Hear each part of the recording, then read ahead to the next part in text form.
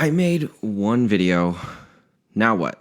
So here I am. I set out to make a YouTube channel about creativity, and I made my first video about powering through perfectionism. And I did that by powering through my perfectionism. And honestly, I was so incredibly encouraged by the response. I think there's so much more of a need to talk about all of this than I even thought. And I'm already excited to hear what you have to say about the 5-minute trick that we'll talk about in just a bit. Because it's a complex subject, creativity, right? Like, for a lot of us, it feels like this magical thing that we will never truly understand. It's intangible. It comes and goes. It's our own mind with a mind of its own.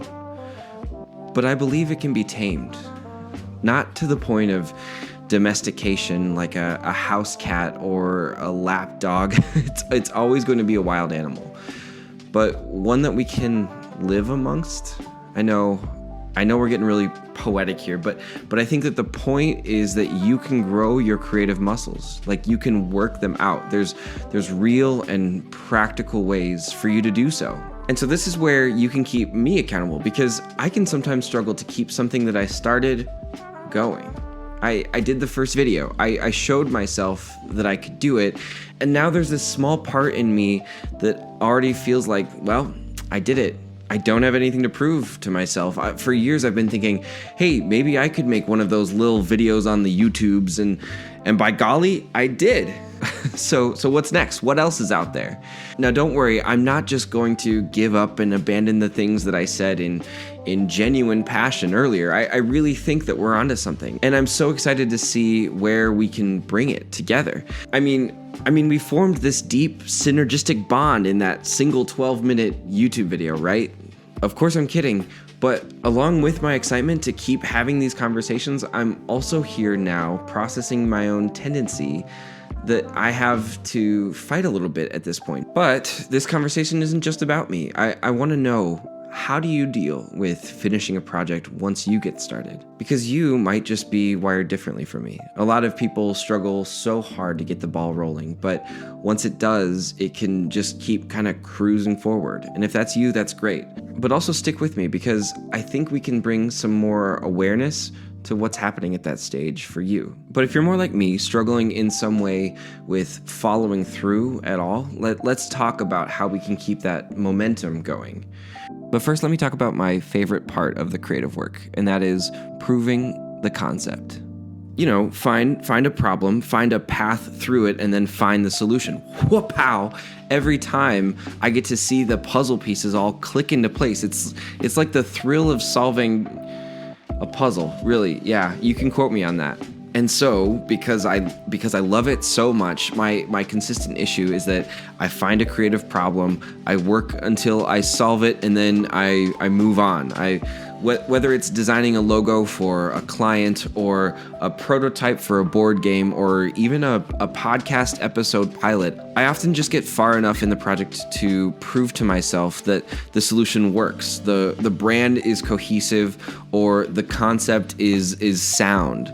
I mean, I found it. Like, I'm standing in the place that I've been looking for, and then I turn, and then I realize all that's left for me to do now is trudge through detail after detail. I think there are so many battles along the road of creativity.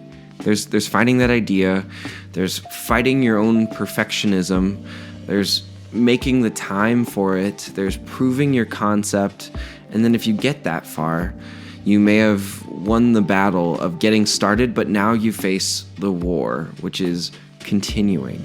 So then how do we have time to face the hardest parts of our day and then decompress from all of that, and then still find time to make steady progress on our creative work? Well, I think at the heart of this struggle seems to be the challenge of discipline. And creative discipline is maybe at a bit of a disadvantage already, because in other areas and fields of study, you're working towards something that's more concrete, usually at least. You know, you're getting really good at tennis, you're memorizing scripture, you're solving a math problem, you're losing weight, or even a technical proficiency like drawing or dancing. Those are all a sort of discipline. But then creativity as a practice, we're trying to march steadily towards an unknown. We often don't even know if it will resonate with our audience, and we don't know if the final piece will look anything like we have in our heads, or maybe we don't even really know where we're going until we get there. Ahead of us is a lot of work, but behind us is this idea that we believe in.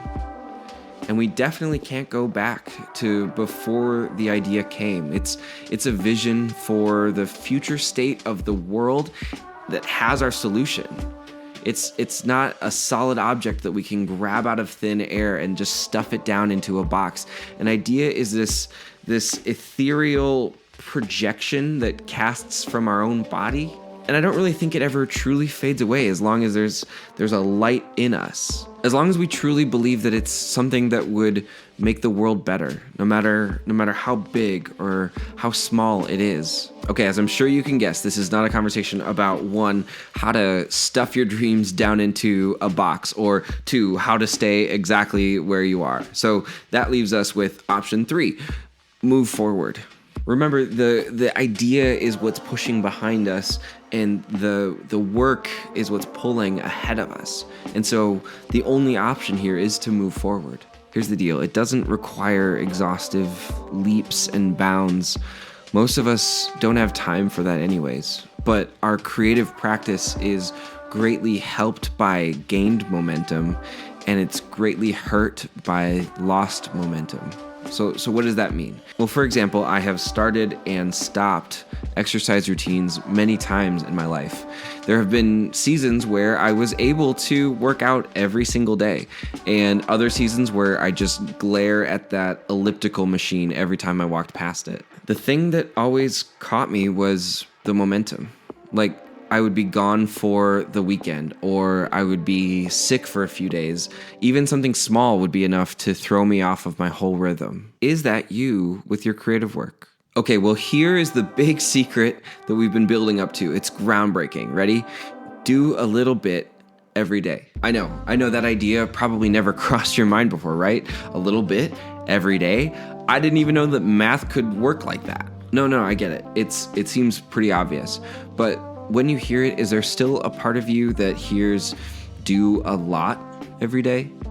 That's the part of you that I'm talking to right now, because no, I said a little bit. Like, pick even the smallest number of minutes that you want to commit to doing. So one of the people most famous for doing this is the comedian Jerry Seinfeld, and his don't break the chain advice. And that is that he would have a calendar and every day come up with something.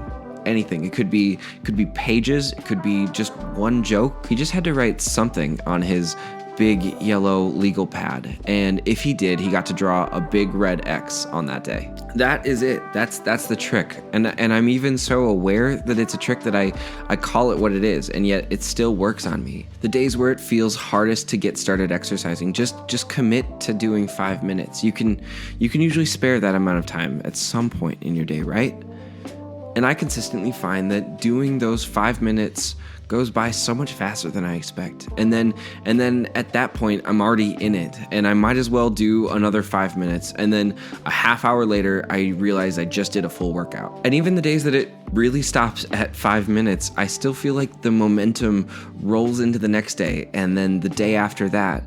And a new day means fresh eyes, but as soon as it starts being a couple days in between, or even weeks, those fresh eyes get stale, and it takes extra work to get back into it every time. Which, bonus trick, have grace for yourself. You may have gotten past the first barrier of perfectionism. Maybe you found that idea, or you made the first episode. It's important that we don't forget to celebrate those wins. And when the hard days come along, or we do break the chain, God forbid, don't get too discouraged, because all that really does is hold us back even more. We can always start a new chain, but more importantly, every step of progress, every big red X on our calendar is something to look at with satisfaction. It says that the thing I made, however big, however small, it didn't exist before, and now it does. And that's enough for today. Discussion time. Again, I was blown away by all of the comments already, but not just the number of comments, but the words that you were using. There was community, conversation, friend. You guys caught on to the goal way faster than I expected. That we're here to start a community of friends, having conversations and growing in our understandings of creativity. Please keep doing that. Comment not just with me, but with each other, because I'm just one perspective in all of this. I love reading each of your responses. And hey, share this out with your creative friends and family. I'd love to keep welcoming more to the conversation. So ready, set, go. Do 5 minutes of whatever it is for you and share what it is in the comments.